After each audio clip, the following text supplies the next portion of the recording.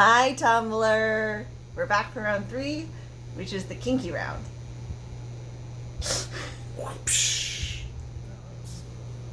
No. Alright.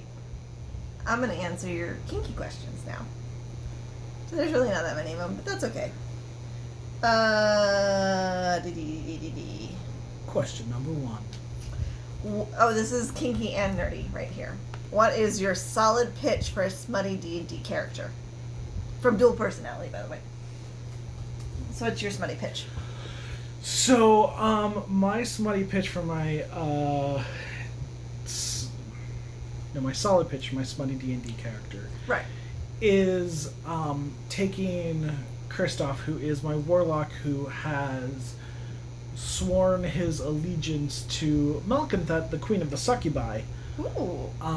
He basically, his character has one of two directions to go, either tragic or smutty. And if he goes smutty, then he just decides to, like, throw himself into the fact that his general plan of existence is to travel around and corrupt people and basically give his patron the ins to claim their soul.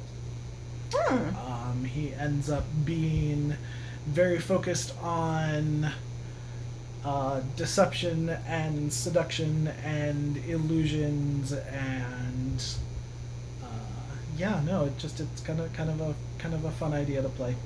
Okay. He's got like a sort of spy network that he works with that is half developed. Cool. In my brain, like in the game, it's more developed. So. Okay. I haven't put a lot of thought into the Smutty D&D yet, honestly. Although we did have a previous Smutty D&D campaign that we never really got to play much of. And I had we built some characters using the Book of Erotic Fantasy, and I think I had like a Sacred Prostitute character. Do you remember her? Vaguely. Rose.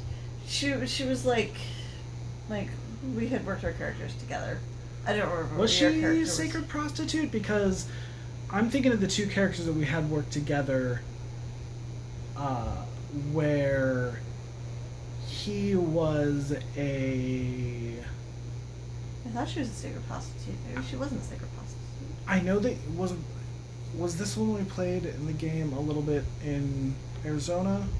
I think so. Yeah, she wasn't a Sacred Prostitute. She was like a rogue / sort of spy type character. And then my character was a war mage fighter who was going to like Dragon Disciple, I think, and was like he was like a noble who had like kidnapped isn't the word I'm looking for. Like he'd like taken her as his apprentice sort of to for some reason I thought I had built her as a Sacred Prostitute.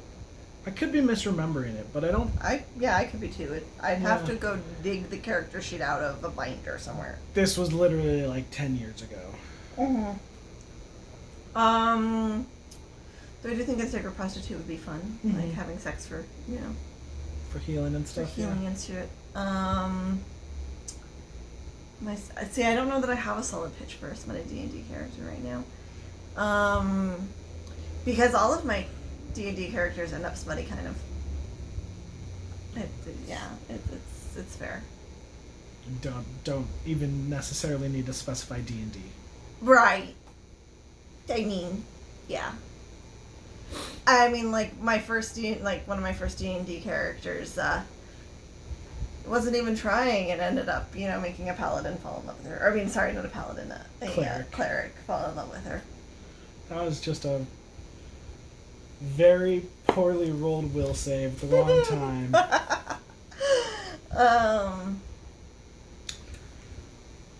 Or there was boobs. That was a fun character too. boobs. Oh, and weepy. Oh, weepy.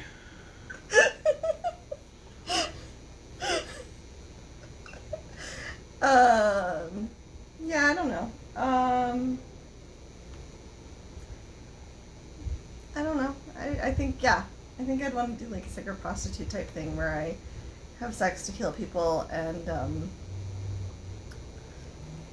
maybe also trade secrets. I do, because, like, oh, like, I miss playing Isabella and, like, sleeping with people and then killing them.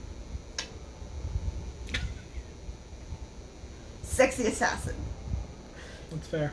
Yeah. It's a good way to, it's a good way to get in. So what if everyone, Black Widow, what if everyone that I sleep with dies? Psh, not my problem. Their problem. They're the ones that are dead.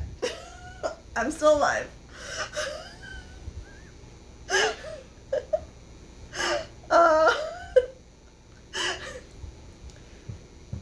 I have moved from, because I ran out of stuff to make sour mix, so I've moved from the New York sours to just straight wine.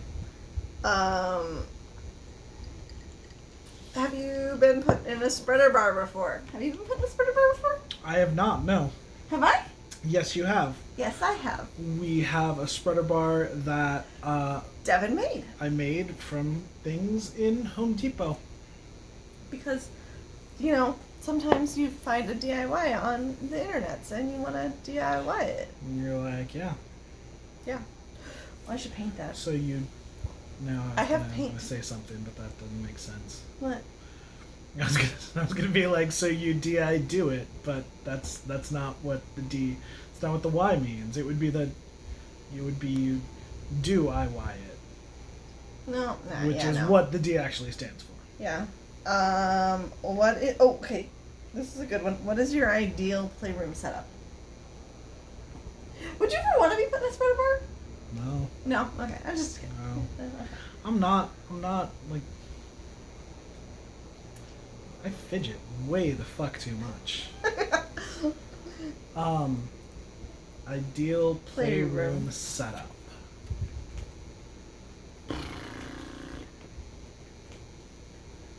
What would you say? Thoughts? Well, yes. I have lots of Yes, thoughts. I know. Morgan probably has whatever the mental equivalent of a CAD layout is, whereas mine would be much more vague. Yeah, mine is probably like literally. Mine is less a CAD layout and more like I have taken a sheet of graph paper, I have laid out the room, I have made little miniature versions on the graph paper of all of the pieces, and then like scooted them around until I found the perfect setup. I've never done that for anything before. Costume shop. Oh, no. No, never. Never. No. Why would anybody think that? Yeah. Nerd. Let's see. I mean, definitely at some point I would love to have a playroom that is literally just that. Whether it's a basement or a room in the house or whatnot. Preferably I would like it to be hidden behind a bookshelf with a fancy secret door. Because I am that extra. If you hadn't guessed yet. Why would anybody ever need to justify having a room hidden behind a secret bookshelf door? Because that's like, fucking cool.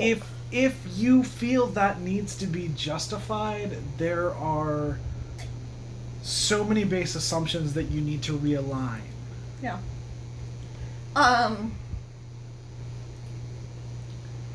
But it definitely would have like a nice, awesome bed that had a really good, solid bed frame, probably with.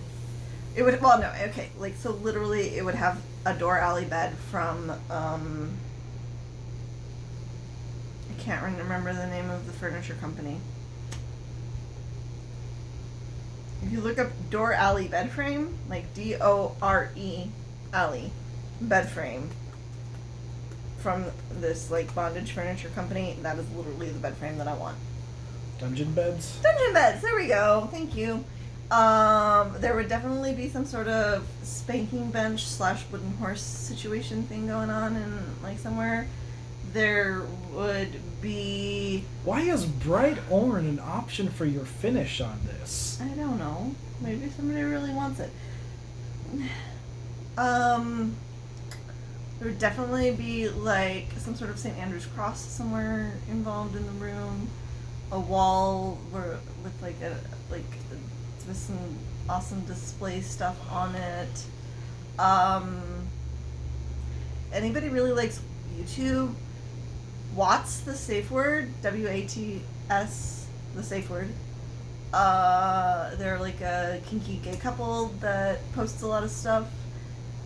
They have this really cool, sort of tour of their apartments, because they have two apartments, or two, living spaces in the same building. They have some really cool ideas, for various things. Because I like to think about these things and hope that maybe someday that I will have a house with enough space, enough rooms, that I can have my own dungeon space.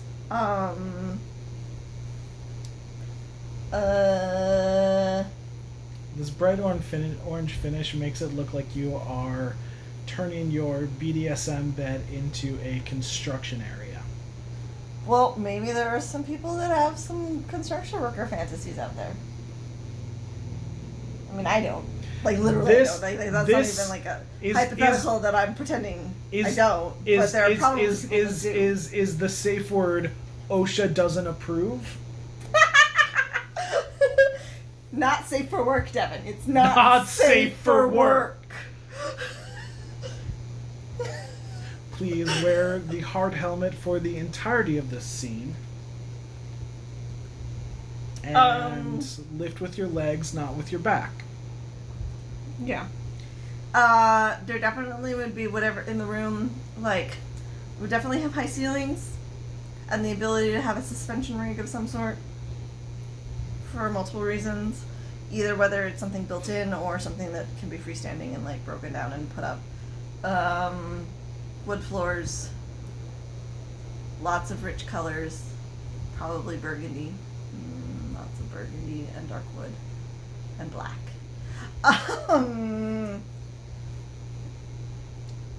Yeah. I would really like one that's got a big 4-poster bed and a bunch of carpets and a bench at the bottom that could either be used for somebody to be spanked over or somebody to sleep on. Yeah. I mean, I feel like the door alley bed works with that because it's 4-poster, it's got stuff. Or you want, no, I mean, I appreciate the utility of it. Aesthetically, it doesn't quite fit with what I would lean towards. But again, also, you have put a lot more thought into this, whereas I'm just that'd be cool. Because that's that's just not how my brain works. So. Next question. Next question.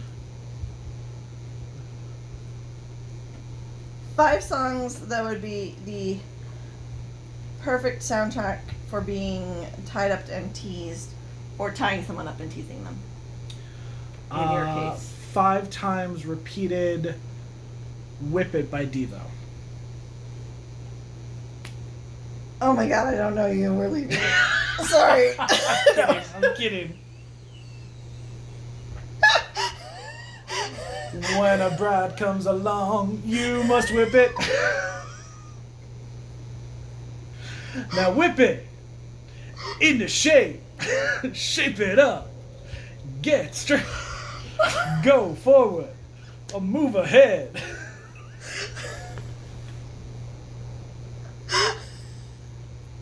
Guys, this is what I put up with every day.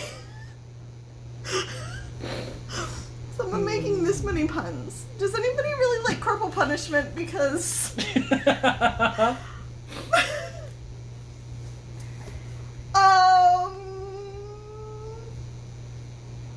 you have a serious answer, or do you want me to come back to you? Come back to me.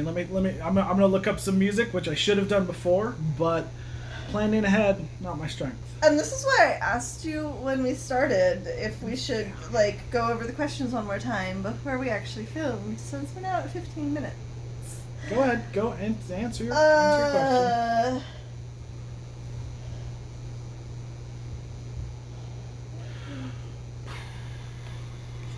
I mean, like, I might actually literally have a playlist for this. Yeah, I do it. Well.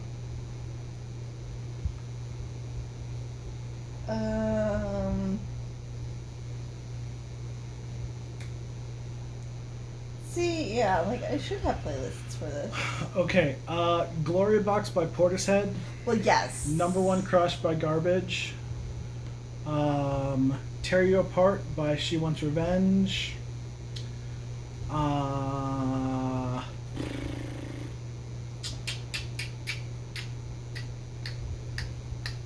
There it is. Love Will Tear Us Apart by Joy Division. And I don't have a fifth song, but I'm just gonna go Wandering Star by Portishead because like I feel like again that's just a good vibe. Yeah.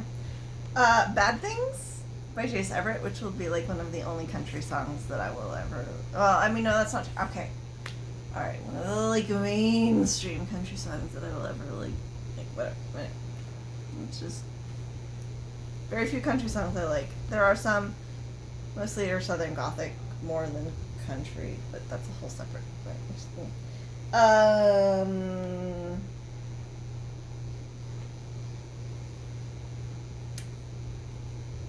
I don't know. I am kind of fond of Chris Isaac and Wicked Games, or maybe we did a Bad Thing. Yeah. What's that one today? Kissed by London. Wait, is it London After Midnight? What was that one?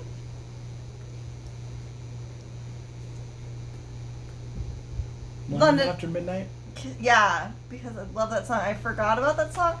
I used to play it all the time at the Fet Night and that we went to in SLC. And I just hadn't heard it forever, and it came up on the playlist today, and I was really like, oh, this is the song that I want to have dirty sex to, pretty much. It's going to go in a chapter in my dirty erotica that I'm writing. I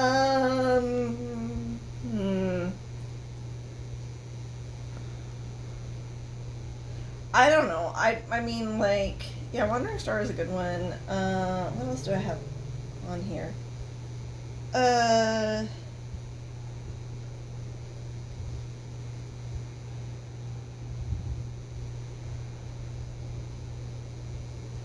Forsaken from,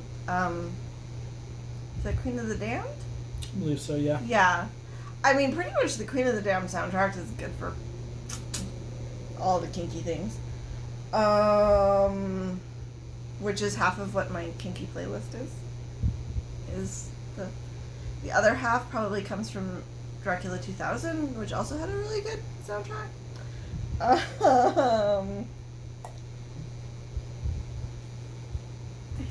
Like Body Crumbles, Slept So Long, that was also a good one. Blood Like Lemonade. Also really like Some Dead Can Dance for kinky things, because it's got like this mellow but also erotic feel to it. Ubiquitous Mr. Love Groove. I mean, yeah. Tear You Apart, that's on my list too. Yeah, it's a good one. Cry Little Sister from Lost Boys, because who doesn't want all of the like sexy music from all of the vampire movies ever? Except Twilight.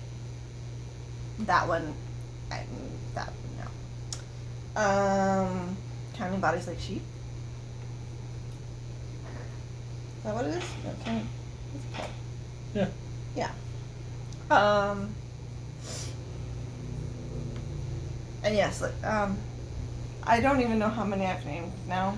It's more than 5. Okay. I think that question is done then. Are there any other questions? Yes, there was. There was, I think. Oh, yes, that's right.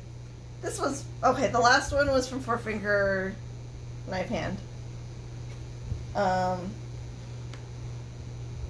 The first 3 were from Dual Personality, I forgot to say that.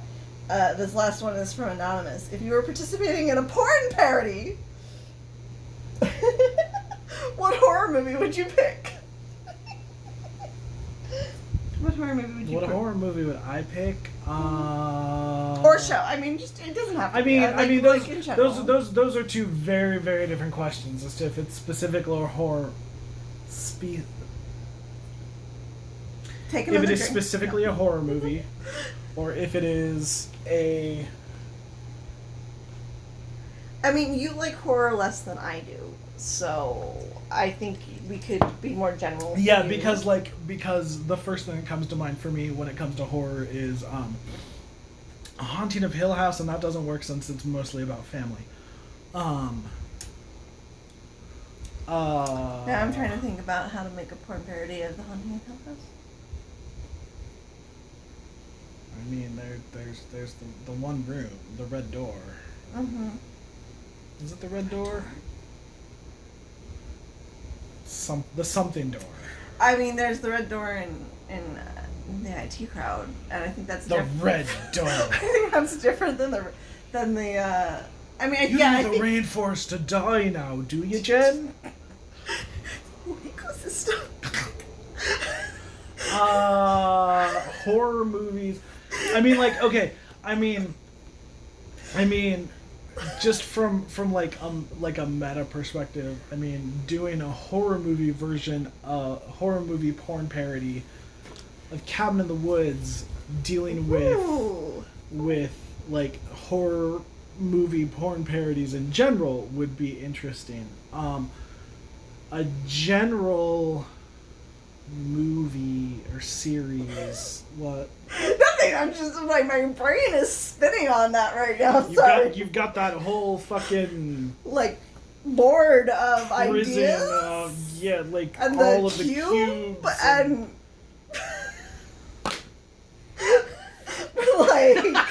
like you literally. He finally gets his merman because he blows the shell.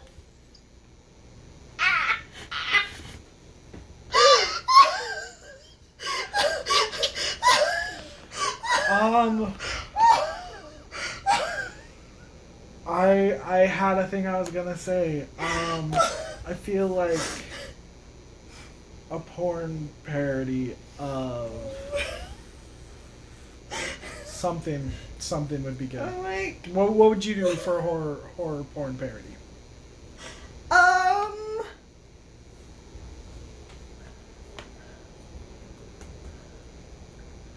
I don't know. I mean, I feel like Freddy Krueger is like super obvious and also super overdone. And also something that I've, like literally sexted. So what about like the Tim Burton Sleepy Hollow? Ooh. Yeah. That'd be fun. Yeah. I feel like that would be a serious porn remake, not a porn parody.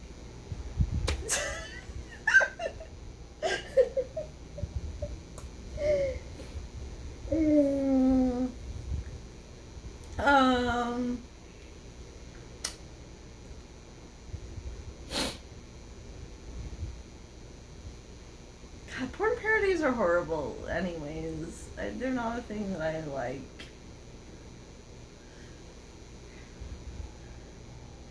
I mean, now my brain is like filled with like Kinky Pennywise and Kinky like Jason and Freddy and like all of the really bad. I mean, I might as well just be in American. I might as well just be no. I might as well just be in a season of American Horror Story. like I thought, like I was trying to think of a series. I was like Scream Queens, but I mean it's not like it's that far off. Yeah. But what about porn parody of Hannibal? I'm gonna go over there now.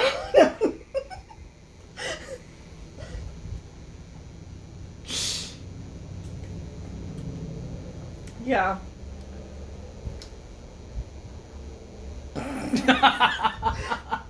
Good night, everybody.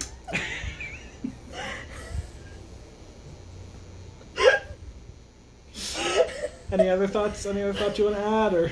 I had a thought that I was gonna share. I'm trying to remember what it was. I mean, honestly, I'd probably also end up in like all the porn parodies. You know, we'd have to have. I'd end up in a porn parody of Waxworks. That's what it would be. Because Waxworks is a cheesy horror movie, like, from the 80s that literally has different, like, Waxworks scenes, right? And it literally touches on all of the things I like. Like, I mean, there was, like, a Marquis de Sade thing, there was a vampire thing, the Marquis de Sade thing might have been in Waxworks too, I don't remember. There was two. There was a vampire thing, there was a werewolf thing, there was a mummy, like, ancient Egypt scene. So yeah, like, I would literally just want to be in a porn parody that hits all the bases of horror movie genres and tropes, because it would be fun. That is my answer. I was also going to suggest Fright Night, specifically the one with David Tennant. Or specifically the sequel with Jamie Murray. Can I have both? I need both. Okay. Both. Alright. Both. Yeah, we'll see what budget we have available. Also, this video is very long. Yeah. There was a lot less questions, but a lot more talking and much more alcohol involved. So, bye everybody. Bye!